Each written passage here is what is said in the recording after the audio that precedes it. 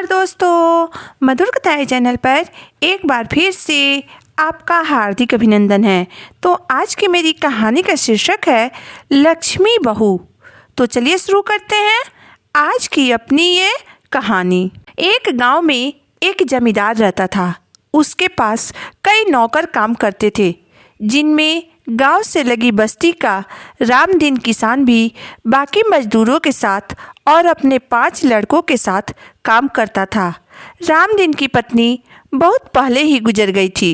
वह अपने बच्चों के साथ एक झोपड़ी में रहता था। उसके बच्चे बड़े होते गए और जमींदार के घर नौकरी में लगते गए।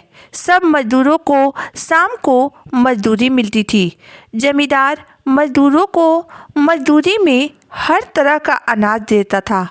रामदीन और उसके लड़के केवल मजदूरी में चना और गुड़ ही लेते थे, क्योंकि चना को वह भूनकर गुड़ के साथ खा लेते थे। एक दिन गांव के सभी लोगों ने रामदीन को उसके बड़े लड़के की शादी करने की सलाह दी।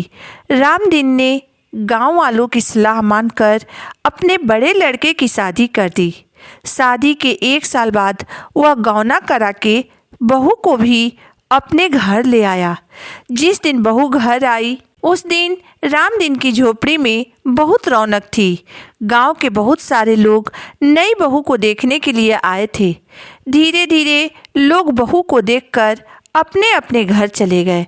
रामदीन के घर के पास रहने वाली एक बुढ़िया काकी ने जाते हुए नई बहू से कहा, बहू, मेरा घर यहीं पास में ही है। तुम्हें किसी भी चीज़ की ज़रूरत हो तो आकर ले जाना, संकोच मत करना।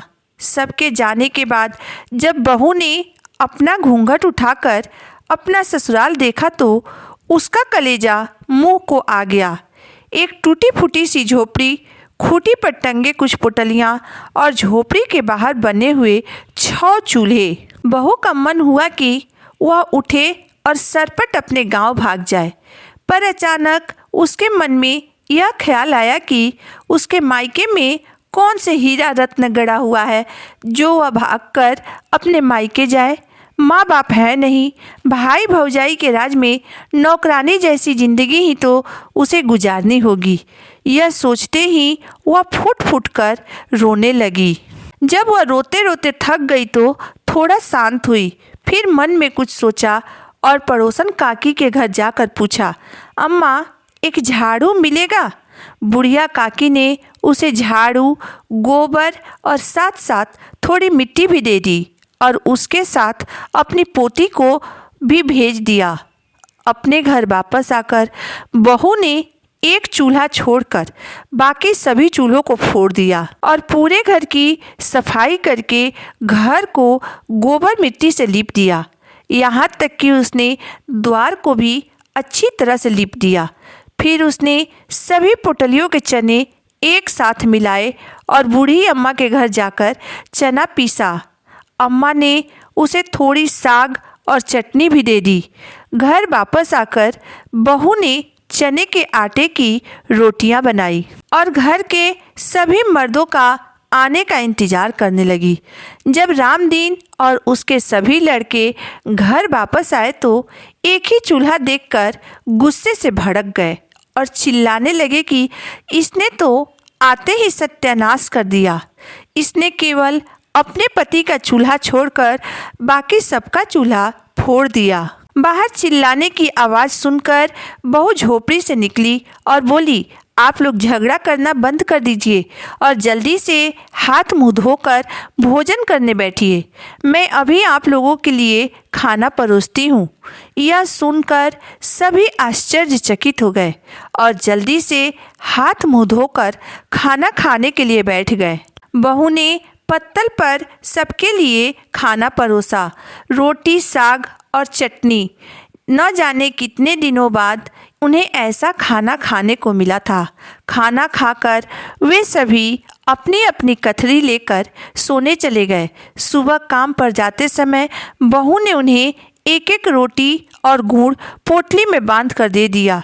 फिर उसने अपने ससुर से पूछा, बाबूजी, मालिक क्या आप लोगों को केवल चना और गुड़ ही देते हैं?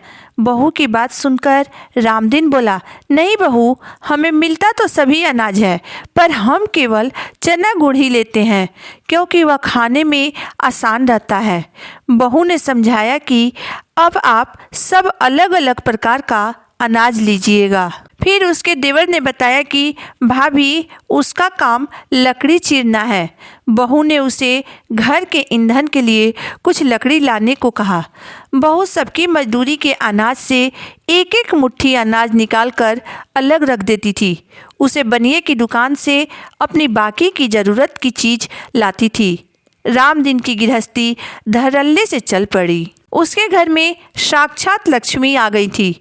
एक दिन रामदीन तथा उसके सभी लड़कों ने मिलकर तालाब से मिट्टी लाकर झोपड़ी के आगे घेरा बना दिया। अब रामदीन के बहू के गुणों के चर्चे गांव में होने लगे। सभी लोग रामदीन की बहू की तारीफ करते हुए नहीं थकते थे। यहाँ तक कि रामदीन की बहू की तारीफ जमींदार के यहाँ भी पहुँच गई। जमींदार कभी कभी बस्ती में आया करता था। आज वह रामदीन के घर उसकी बहू को आशीर्वाद देने आया। बहू ने जब पैर छूकर जमींदार को प्रणाम किया तो जमींदार ने उसे तोहफे में एक हार दिया। बहू ने हार को अपने माथे से लगाकर कहा, मालिक, यह हमारे किस काम में आएगा? इससे तो अच्छा होता कि आप हमें हमारे झोपड़ी के सामने 4 लाठी ज़मीन दे देते तो हम अपने रहने के लिए एक छोटा सा घर बना लेते। बहू की बातें सुनकर और उसकी बुद्धिमानी देखकर जमींदार हंस पड़ा और बोला, ठीक है बहू, ज़मीन तो मैं रामदीन को दे ही दूंगा, परंतु यह हार मैंने तुम्हें मुँह दिखाई में दिया है, इसलिए यह हार तुम्हारा है।